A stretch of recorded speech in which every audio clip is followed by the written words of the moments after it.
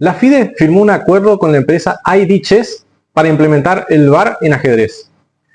Ya les adelanto que hay controversia porque la empresa es rusa, pero más allá de eso, les voy a explicar en qué consiste este VAR, cómo se va a implementar y cuándo fue puesto a prueba, porque ya fue usado en un torneo oficial. Quédense y también les cuento qué más pasó en la semana.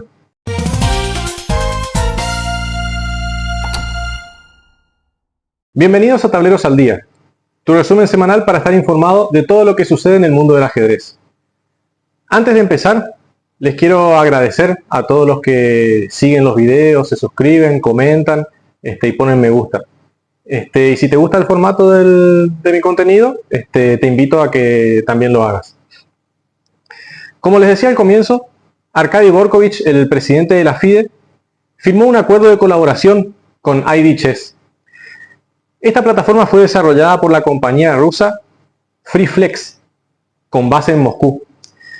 Y como todo vínculo entre la FIDE y Rusia, generó controversia. Pero la relación Rusia-FIDE la voy a dejar para otro video.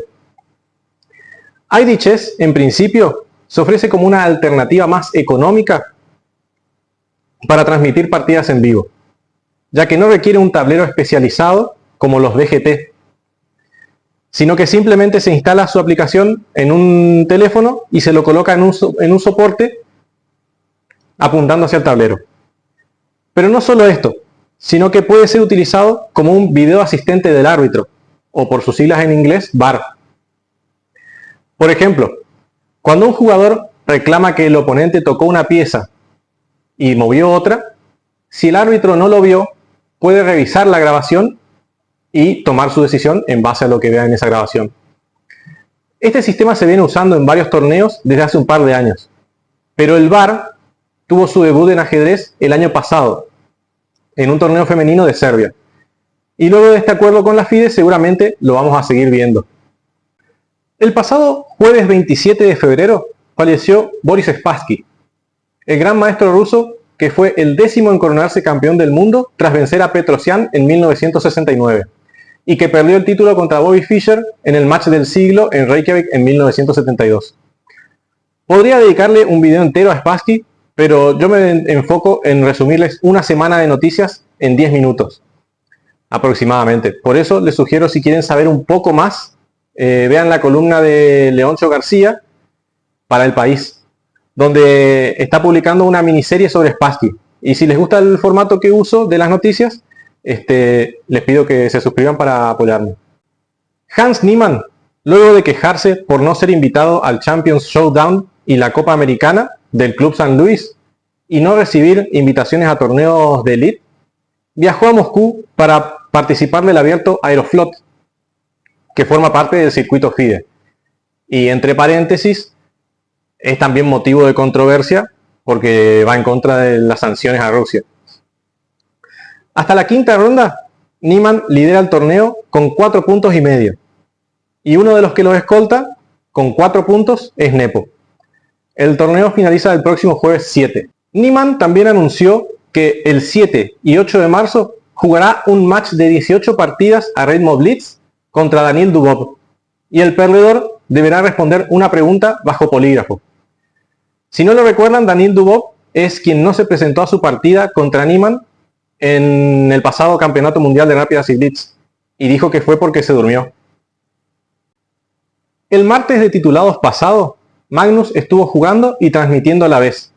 Pero no solo eso, sino que además tenía un DJ pasando música a sus espaldas.